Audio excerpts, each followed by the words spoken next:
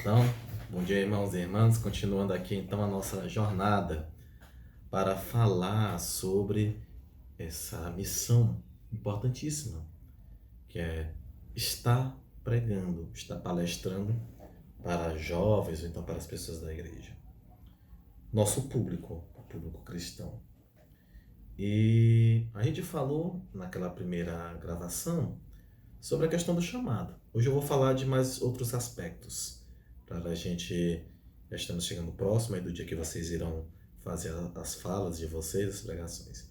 Então, logo após a gente ter recebido o chamado, a gente para agora e faz uma outra reflexão. A humildade do pregador. É um aspecto muito importante para a gente que vai falar. O que é essa humildade?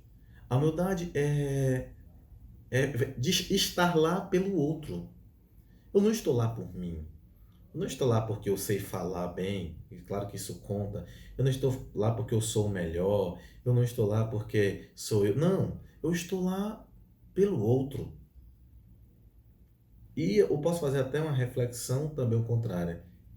Os outros me esperam. Eu dependo deles para que me esperem. Porque senão é, existe uma total dependência entre você que vai falar e deles que vão lhe ouvir.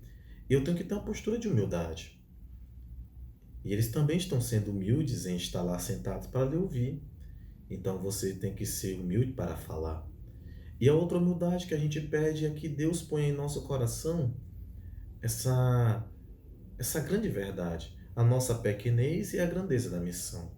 Isso tem que estar bem estabelecido, isso tem que estar bem definido, para que eu não possa confundir as coisas. E eu sou humilde também para reconhecer que eu estou indo falar em nome da igreja e não no meu nome. Então nós temos que ter muito cuidado com aquilo que você acha que está fazendo e é certo.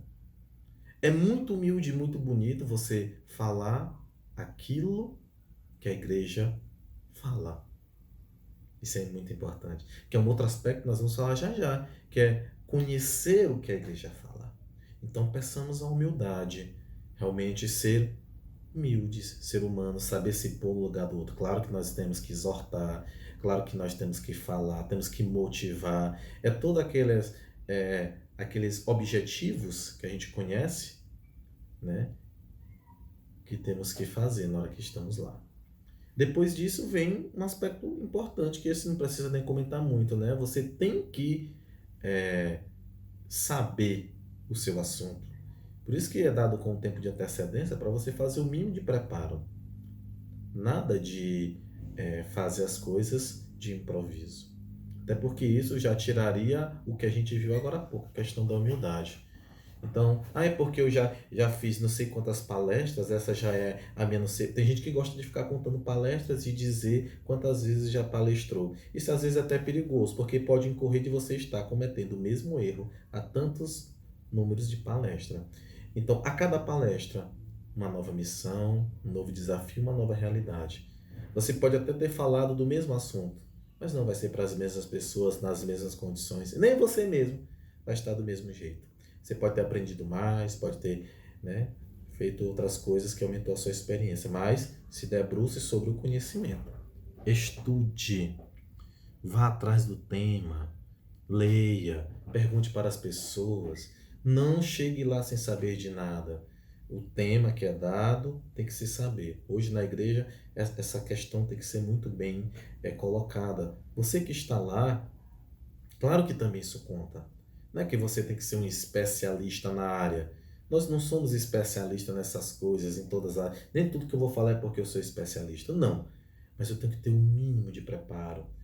É gostar de ler a palavra de Deus, gostar dos documentos da igreja. Isso é necessário. Se você está falando em nome da igreja, tem que saber o mínimo da igreja. E claro, por isso que você vai estar lá falando, né? Então, saiba disso. Eu estou falando para você, você que vai palestrar, você que vai pregar. Você tem que ter o domínio, né? Ler o que se estão falando de determinado assunto, o que minha igreja está falando. De repente você vai falar de sexualidade.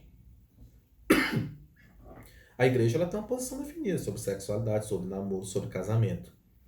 Então pode incorrer de você querer falar a sua opinião. A igreja fala sobre aborto. A igreja fala de temas polêmicos, né? Eutanásia, suicídio. Tudo isso a igreja fala. A igreja fala de Eucaristia. Então a igreja ela tem uma posição consolidada em relação a estes assuntos.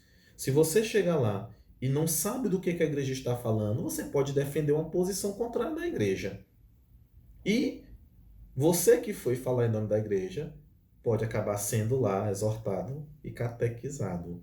Então, saiba o que essa igreja diz. Se o seu assunto é mais dogmático, vá no catecismo da igreja, vai na Bíblia. Se o seu assunto é mais da questão de oração, pois leia os pais espirituais, leia os livros de oração, pergunte ao padre, vá fazendo.